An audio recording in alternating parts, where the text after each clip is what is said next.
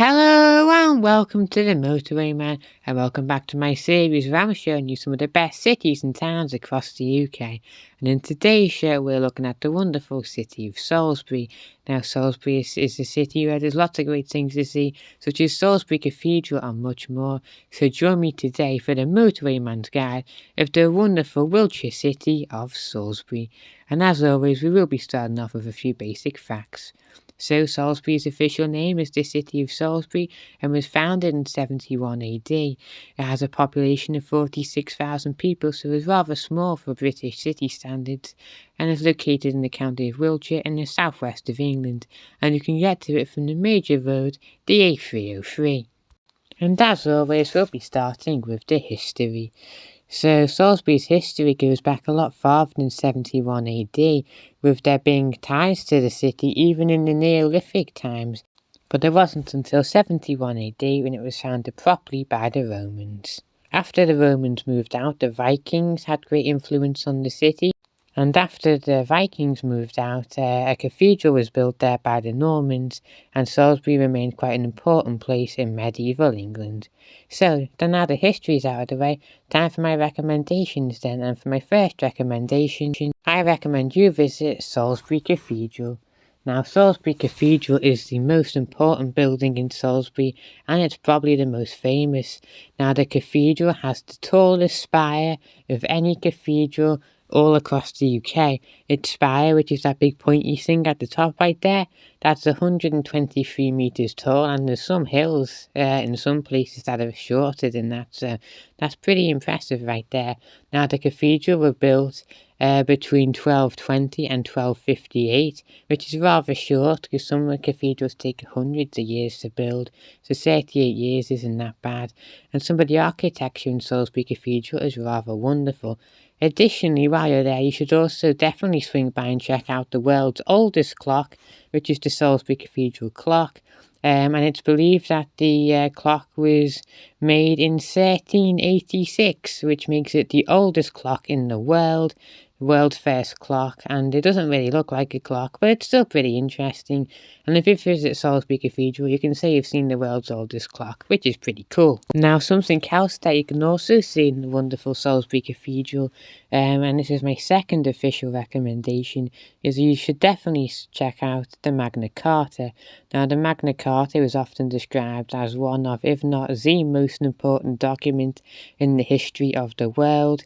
It was signed, of course, by King John, who you can see on the left-hand side of your screen there, and you can genuinely see the Magna Carta. It is on display, and you can see there's only 4 in the world. I think 2 of them are in America or Canada, somewhere like that.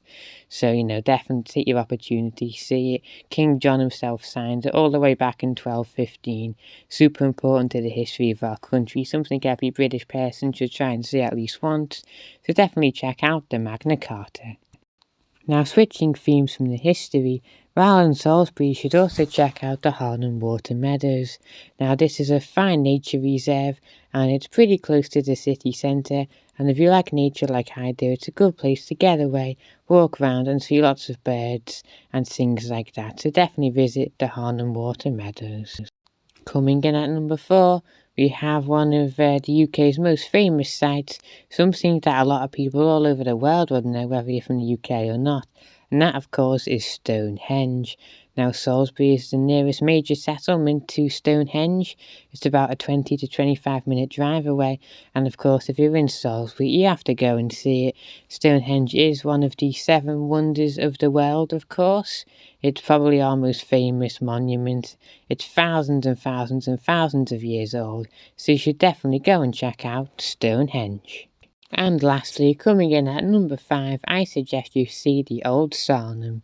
Now, the Old Sonum is the oldest thing in all of Salisbury, and it's basically what's left of it is the ruins of a very early settlement, and it's believed that it was there as early as 3000 BC, so it's the oldest thing in all of the city, oldest thing you can see before the Vikings, before the Romans, and if you've seen like more newer things like the cathedral, you've seen something old like Stonehenge, it's probably the kind of place where you should see the Old Sarum too, so I suggest you visit the Old Sarum.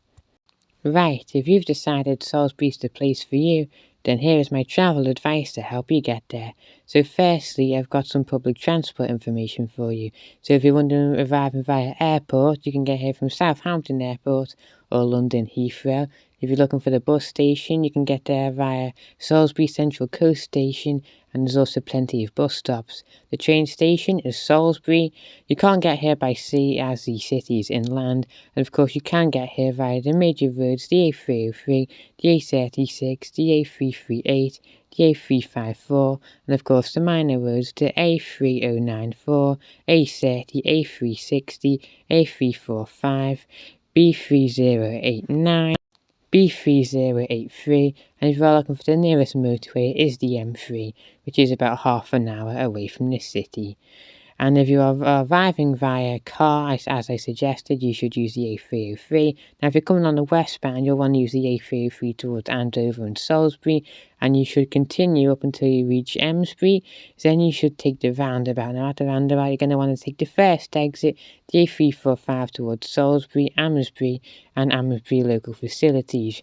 You continue along the A345, and that should get you all the way into the centre of the city. And if you're arriving on the eastbound side of the A303, then you should use the A303 East.